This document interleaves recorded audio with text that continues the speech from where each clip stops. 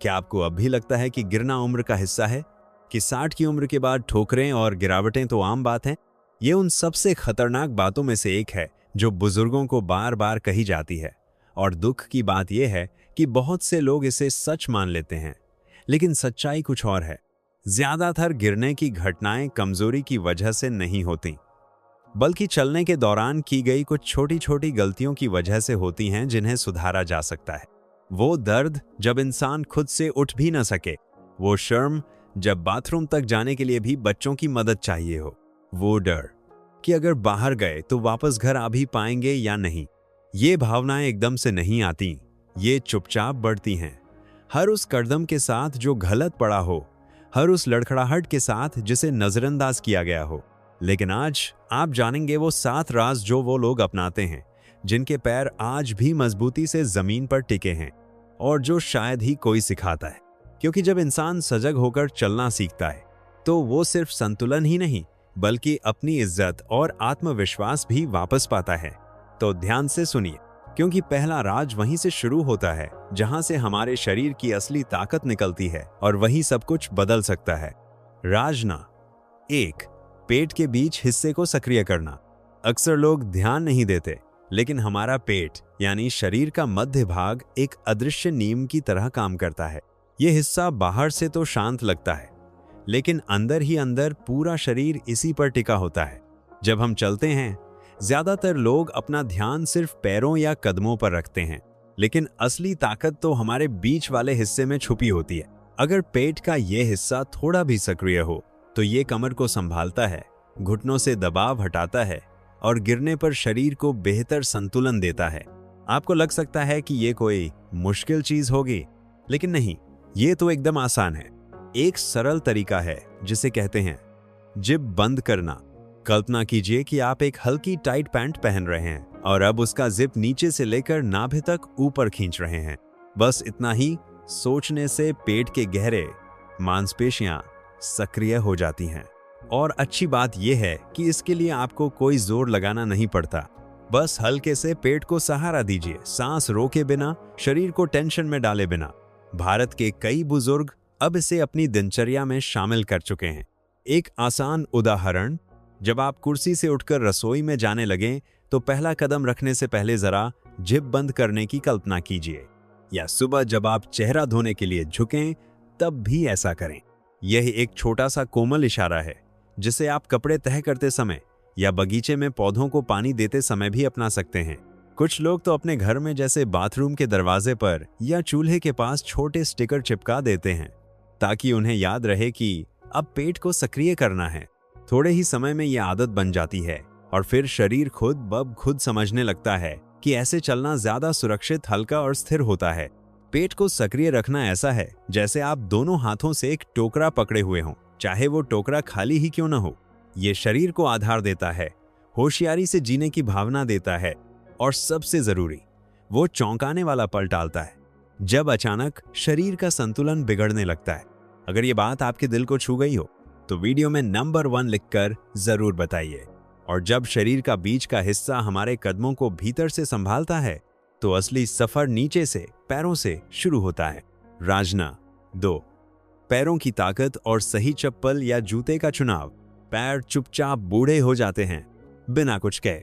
एक दिन लगता है कि जमीन पहले से ज्यादा ऊबड़ खाबड़ हो गई है। दूसरे दिन किसी छोटी सी कंकड़ पर पैर डगमगा जाता है, और यह हमेशा कमजोरी की वजह से नहीं होता। कई बार ऐसा सिर्फ इसलिए होता है क्योंकि पैर अब पहले जैसा महसूस नहीं कर पाते। ये इसलिए होता है क्योंकि पैरों के तलवे के नसों की संवेदनशीलता धीरे धीरे कम हो जाती है। जो मांसपेशियां पहले मजबूती देती थीं, वो अब ढीली पड़ने लगती हैं। और ऊपर से एक छुपा हुआ दुश्मन भी है, गलत चप्पल या जूता। कभी बहुत सख्त, कभी बहुत ऊंचा, कभी बहुत ढीला, या फिर बस इतना पुराना कि अब सहारा ही नहीं देता। केरल के पलक्कड़ गांव में रहते हैं श्री गोविंदन, 73 वर्ष के। वो बरसों तक वही पुराने ढीले रबर के चप्पल पहनते रहे, जो जरा सी गीली जमीन पर भी फिसल जाते थे। 2 बार गिरने के बाद, एक बार तो जब वो आंगन में झाड़ू लगा रहे थे, उनकी बेटी ने उन्हें एक नया जूता दिलवाया, पतली लचीली तलवे वाला और पैरों के ऊपर मजबूती से टिकने वाला वेल्क्रो वाला जूता। परिणाम, तुरंत बदलाव। अब मेरे पैर मुझे जवाब देते हैं, ये वो मुस्कुराकर कहते हैं। ये कोई जादू नहीं है, ये शरीर की बनावट की समझ है, बायोमैकेनिक्स।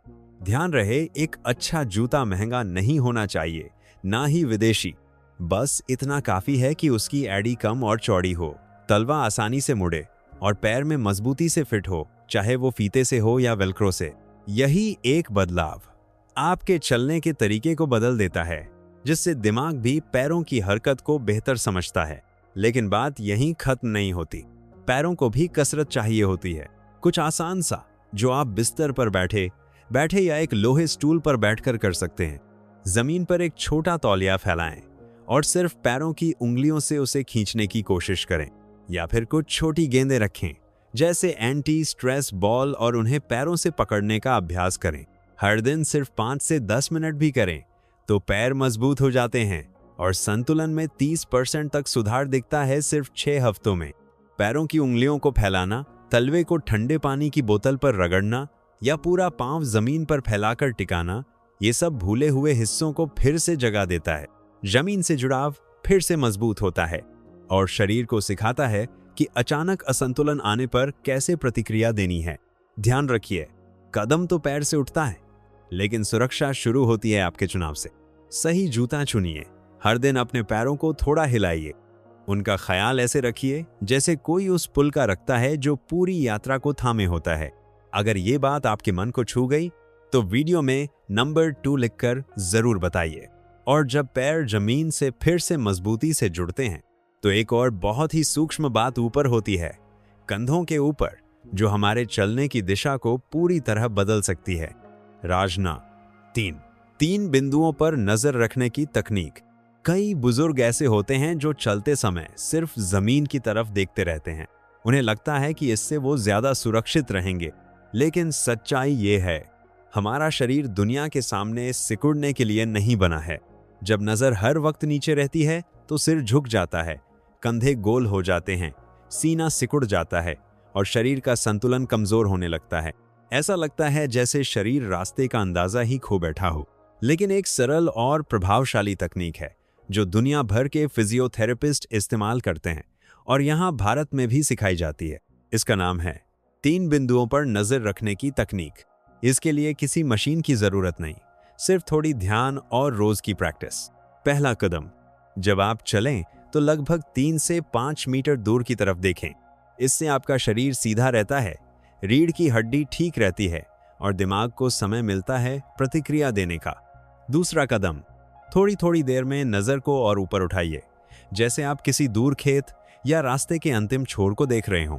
ये एक छोटा सा इशारा होता है, सिर्फ 1 सेकंड का, लेकिन इससे दृष्टि खुलती है और शरीर का नियंत्रण बेहतर होता है।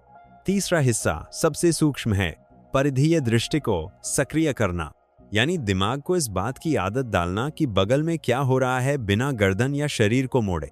भीड़ भाड़ वाले बाजारों या तंग गलियों में ये आदत ठोकर, टक्कर या अनजाने ध्यान भटकाव से बचाती है।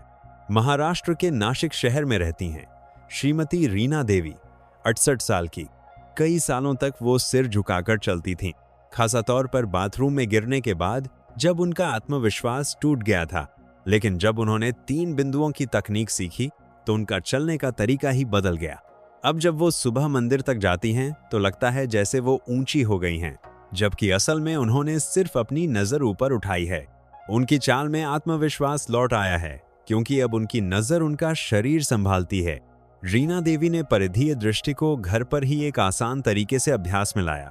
वो एक कुर्सी पर बैठती थीं, सामने देखती थीं और बिना सिर घुमाए कोशिश करती थीं कि दाएं बाएं किनारे पर रखी चीजें पहचानें, जैसे गिलास, घड़ी या रंगीन पर्दा।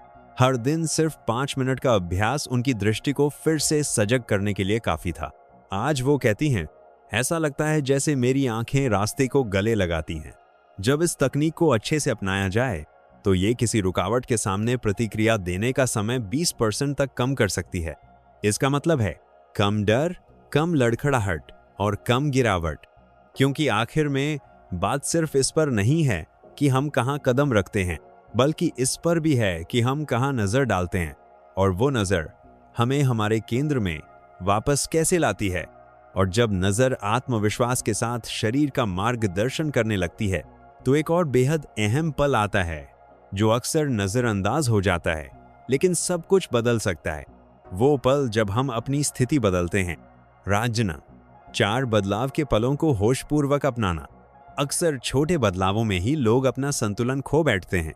कुर्सी से उठना, गलियारे में मुड़ना, दरवाजे की दहलीज पार करना, ये कुछ सेकंड ही होते हैं, लेकिन इन्हीं में शरीर सबसे ज्यादा असुरक्षित होता है। क्या आपने कभी गौर किया है कि कुछ हरकतें बिल्कुल अपने आप होती हैं? कभी बिस्तर से झट से उठना, कभी रसोई में अचानक मुड़ जाना, या किसी से बात करते करते दिशा बदल लेना, और फिर अचानक लगता है कि शरीर अपना संतुलन खो बैठा है। ऐसा लगता है जैसे मन आगे निकल गया, लेकिन शरीर अभी तैयार नहीं था।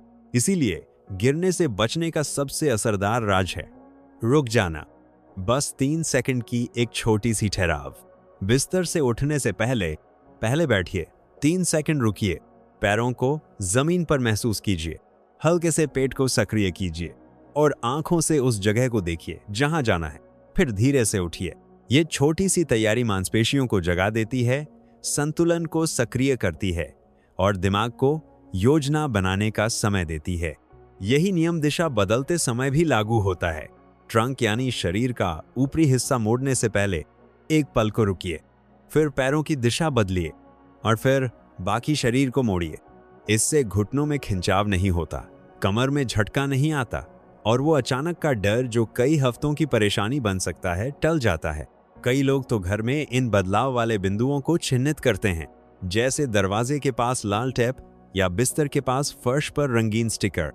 ये छोटे संकेत शरीर को याद दिलाते हैं, रुको, सांस लो, अब आगे बढ़ो। धीरे धीरे ये एक आदत बन जाती है, फिर सोचना नहीं पड़ता। शरीर खुद ब खुद समझ जाता है कि कहाँ रुकना है और कब चलना है। अध्ययनों से पता चला है कि ये सरल अभ्यास गिरने की घटनाओं को लगभग 50% तक कम कर सकता है, क्योंकि ज्यादातर दुर्घटनाएं लंबी दूरियां चलने में नहीं, बल्कि छोटी छोटी जगह बदलने में होती हैं। सोफे से बाथरूम तक, चूल्हे से सिंक तक या बालकनी से कमरे के अंदर तक, ये छोटे छोटे पल जब पूरे होश और ध्यान से किए जाते हैं, एक तरह के संबल बन जाते हैं। जैसे शरीर को हर काम के बीच थोड़ा रुकने का मौका मिलता है, जैसे खुद से कह रहा हो, मैं यहां हूं, मैं तैयार हूं, अब मैं आगे बढ़ सकता हूं। और जब शरीर बदलाव के हर पल को सम्मान देने लगता है, तो जमीन भी कुछ ज्यादा मजबूत लगने लगती है, जैसे हर कदम के नीचे खुद पैर एक सुरक्षित रास्ता बना रहे हों। रांझना 5, चलने में चौड़ी आधारशिला। कई लोग चलते समय अपने पैरों को बहुत पास पास रखते हैं, जैसे किसी तंग रेखा पर चल रहे हों या किसी रस्सी पर संतुलन बना रहे हों। शायद देखने में ये थोड़ा सलीकेदार लगे, लेकिन 60 की उम्र के बाद ऐसे कदम संतुलन को कमजोर कर देते हैं और गिरने का खतरा बढ़ा देते हैं, खासकर जब जमीन उबड़ खाबड़ हो, जैसे टूटी फूटी पटरी, ढीली रेत या भीगा हुआ आंगन। चौड़ी आधारशिला की तकनीक बेहद आसान है और उतनी ही असरदार। इसमें बस इतना करना है कि चलते समय पैरों को नितंबों की चौड़ाई जितनी दूरी पर रखें, यानी जितनी दूरी आपके कूल्हों की हड्डियों के बीच होती है, उतनी ही दूरी पैरों के बीच भी हो। इससे आपके नीचे एक स्थिरता का आयताकार आधार बनता है, जो शरीर को दाएं बाएं हिलने से रोकता है, संतुलन में मदद करता है और दिमाग को तेजी से प्रतिक्रिया देने में सक्षम बनाता है। क्या आपने कभी एक छोटे पानी के बर्तन को सिर पर रखकर चलने की कल्पना की है? ऐसा चलना तनाव से नहीं, बल्कि संतुलित वजन वितरण से आता है।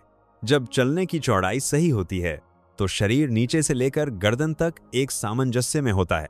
कंधे ढीले पड़ते हैं, घुटने सीध में रहते हैं और शरीर इधर उधर डोलता नहीं है। जो लोग इसे घर पर अभ्यास करना चाहें, वो जमीन पर 2 टैप की पट्टियां लगाकर कर सकते हैं, नितंबों की चौड़ाई के अनुसार समानांतर। हर दिन बस कुछ मिनट इन्हीं पट्टियों के ऊपर चलिए, हर पैर को अपनी पट्टी पर रखते हुए। धीरे धीरे शरीर इसे याद कर लेता है। शुरुआत में ये थोड़ा अजीब लग सकता है, जैसे फिर से चलना सीख रहे हों, लेकिन जल्द ही आपको एहसास होगा कि मुड़ना आसान हो गया है, कदम मजबूत हो गए हैं और दिन के अंत में थकान भी कम हो गई है, खासकर उन जगहों पर जहां जमीन अस्थिर होती है, जैसे सब्जी मंडियां, कच्ची सड़कें या जहां छोटे छोटे कंकड़ फैले हों। अध्ययन बताते हैं कि ये एक छोटा सा बदलाव शरीर के बाएं दाएं झुकने को 40% तक कम कर सकता है। और जब शरीर कम डोलता है तो कम ठोकर खाता है, क्योंकि मजबूती सिर्फ पैरों में नहीं होनी चाहिए बल्कि उनके बीच की जगह में भी वहीं से संतुलन जन्म लेता है। कई बार बस थोड़ा और खुलकर चलना, यही वो बदलाव होता है जो शरीर को दोबारा सुरक्षित महसूस कराता है। और जब पैरों के बीच की दूरी थोड़ी बढ़ जाती है तो अगला कदम है शरीर को जमीन पर ऐसे उतरना सिखाना जैसे कोई खुद को सौंप रहा हो, सजगता के साथ, हल्केपन के साथ और एक ठोस भरोसे के साथ। राजना 6, एडी से पंजों तक का प्रवाह। समय के साथ बहुत से बुजुर्गों का चलने का तरीका बदल जाता है। कदम धीरे धीरे सपाट हो जाता है। कुछ लोग पूरा पांव एक साथ जमीन पर पटकते हैं, कुछ लोग गिरने के डर से सिर्फ पंजों से पहले जमीन छूते हैं। लेकिन इस तरह की चाल शरीर की प्राकृतिक लय को तोड़ देती है और अस्थिरता पैदा कर देती है। भले ही जमीन एकदम सीधी क्यों ना हो, सबसे संतुलित और सुरक्षित तरीका बेहद सरल है और इसे फिर से सीखा जा सकता है। सबसे पहले जमीन पर एडी टिकती है, फिर धीरे धीरे वजन पूरे तलवे में फैलता है और अंत में पंजे शरीर को आगे की ओर धकेलते हैं, जैसे हर कदम एक सुंदर समाप्ति पा रहा हो। ऐसा लगता है जैसे पूरा पांव लुढ़क रहा हो एक धीमी कोमल लहर की तरह। क्या आपने कभी बच्चों को चलते देखा है? उनकी चाल में एक तरह की मुलायम रफ्तार होती है। या कुछ बुजुर्गों को देखा है जो छोटे छोटे कदमों में भी फिसलते हुए से लगते हैं। फर्क इसी में है एडी से पंजों तक के प्रवाह में। फिजियोथेरेपिस्ट इसे ही हील टू टो रोल कहते हैं। अगर आप इसे अभ्यास में लाना चाहते हैं तो सबसे अच्छा है कि घर के अंदर ही शुरुआत करें। समतल जमीन पर हल्के और लचीले जूते पहनकर थोड़े थोड़े कदम चलें। हर कदम पर ध्यान दें कि पांव किस हिस्से से जमीन को छू रहा है। पहले एडी, फिर मध्य भाग, फिर पंजे, जैसे आप जमीन पर एक चित्र बना रहे हों पीछे से आगे की ओर। अगर पैरों में दर्द हो, जो 60 की उम्र के बाद आम है, खास तौर पर गांठों या गठिया की वजह से, तो ऐसे में गद्दीदार तलवों वाले जूते और आगे से थोड़े चौड़े जूते फायदेमंद होते हैं। कदम छोटे रखें, कोई जल्दी नहीं है। असल बात यह है कि हर कदम की हर अवस्था को महसूस किया जाए, जैसे कोई स्वाद लेकर अच्छा खाना खा रहा हो। इस तरह चलने से शरीर का वजन बेहतर तरीके से बौंटता है। वे मांसपेशियां सक्रिय होती हैं जो अब तक सोई हुई थीं, और दिमाग जमीन को ज्यादा स्पष्टता से पहचानने लगता है। सिर्फ 3 हफ्तों के अभ्यास में ही बहुत से लोगों ने फर्क महसूस किया। चाल धीमी और शांत हो जाती है, पैरों की थकावट कम हो जाती है और गिरने का डर धीरे धीरे घुलने लगता है, जैसे धूप निकलने पर कोहरा छोड़ता है। क्योंकि अच्छे से चलना सिर्फ मंजिल तक पहुंचना नहीं होता, बल्कि हर कदम को महसूस करना होता है। हर कदम चाहे छोटा हो, पूरा हो, जागरूक हो, अपने सही समय पर हो। और जब पैर फिर से जमीन को पूरे होश के साथ छूना सीख जाते हैं तो एक हिस्सा और बचता है जो अक्सर नजरअंदाज कर दिया जाता है, लेकिन सिर्फ एक छोटे से झूले से पूरे शरीर का संतुलन बदल सकता है। राजना 7, हाथों का सही उपयोग। अक्सर देखा गया है कि बुजुर्ग चलते समय अपने हाथों को शरीर से चिपका कर रखते हैं या फिर पेट के पास क्रॉस करके रखते हैं, जैसे कुछ पकड़ रहे हों या खुद को सुरक्षित रख रहे हों। कभी ये डर की वजह से होता है, कभी ये आदत बन चुकी होती है। लेकिन जो चीज सुरक्षा जैसी लगती है वो असल में संतुलन को बिगाड़ देती है। हमारा शरीर एक जिंदा मशीन की तरह बना है, जहां हर हिस्सा दूसरे की मदद करता है, और हाथों का इसमें बेहद अहम रोल है। जब हाथ स्वाभाविक रूप से झूलते हैं तो वे पैरों की हरकत का संतुलन बनाते हैं। अगर दायां पैर आगे जाता है तो बायां हाथ भी उसके साथ आगे बढ़ता है। ये विपरीत दिशा का झूलना शरीर को संतुलन देता है, रीढ़ की हड्डी को सीधा रखता है और कमर व गर्दन के तनाव को भी कम करता है। सही तकनीक एकदम आसान है। कोहनियों को हल्का सा मोड़िए, लगभग 45 डिग्री पर, जैसे आप 2 हल्की थैलियां पकड़े हुए हों, एक एक हर हाथ में। फिर धीरे धीरे चलिए और हाथों को सामने पीछे झूलने दीजिए, किनारे की ओर नहीं। ना ज्यादा जोर से, ना किसी मजबूरी से, और ना हाथों को शरीर के बीच से पार करते हुए। बस कदमों के साथ स्वाभाविक झूलने दीजिए। ये साधारण लेकिन भूल चुकी आदत फिर से अभ्यास में लाने से शरीर के सभी हिस्सों के बीच बेहतर तालमेल बनता है, दिशा का बोध मजबूत होता है, और सबसे जरूरी, शरीर को महसूस करने की शक्ति लौटती है, यानी बिना देखे भी पता चलता है कि शरीर कहाँ है और कैसा है। ठंड के दिनों में या भीड़ भाड़ वाली जगहों में हम अक्सर इसे भूल जाते हैं, लेकिन थोड़ा अभ्यास इसे फिर से जगा देता है। सुरक्षा फिर से महसूस होती है। एक अच्छी सलाह है, बरामदे में या घर के गलियारे में रोज 5 से 10 मिनट चलने की प्रैक्टिस करें। कदम छोटे हों, नजर सामने और हाथों का झूला जैसे हवा में कोई शांत लय बन रही हो। अध्ययन बताते हैं कि इस सरल अभ्यास को दोबारा अपनाने से गिरने का जोखिम 30% तक कम हो सकता है, क्योंकि जब पूरा शरीर चलने में भाग लेता है, सिर्फ पैर नहीं, तब चलना ज्यादा सुरक्षित और संतुलित होता है। आखिर में ये बिल्कुल किसी पुरानी मधुर नृत्य की तरह है। जब हाथ शरीर की लय में साथ देते हैं तो चलना सिर्फ एक जरूरत नहीं रहता, वो एक अभिव्यक्ति बन जाता है। अब जब आप उन 7 चाल के रहस्यों को जान चुके हैं जो भारत के सबसे संतुलित और आत्मनिर्भर बुजुर्ग अपनाते हैं, तो सवाल सीधा है, इनमें से कौन सी बात आप आज ही अपनाएंगे? क्या आप हाथों की हरकत को ठीक करेंगे, या फिर एड्डी से पंजे तक के चलने का अभ्यास दोबारा याद करेंगे, या बस उठने से पहले 3 सेकंड की रुकावट से शुरुआत करेंगे? ये सब छोटे छोटे इशारे हैं, लेकिन जब इन्हें प्यार से दोहराया जाता है तो ये न सिर्फ आपकी चाल बदल देते हैं, बल्कि जीने का तरीका भी। आपका शरीर कब से आपसे कुछ बदलाव मांग रहा है जो आप टालते आ रहे हैं, सोचते हुए कि अरे इससे क्या फर्क पड़ता है? ध्यान रखिए, आपकी आजादी ना तो ताकत पर निर्भर करती है, ना जवानी पर। वो तो उन चुपचाप किए गए ध्यान भरे कामों में पनपती है जो रोज किए जाते हैं, भले ही कोई देख रहा हो या नहीं। यही है असली गरिमा। अगर इस बात ने आपके मन में कुछ हिला दिया हो तो चैनल को सब्सक्राइब कीजिए और बेल आइकन दबाएं।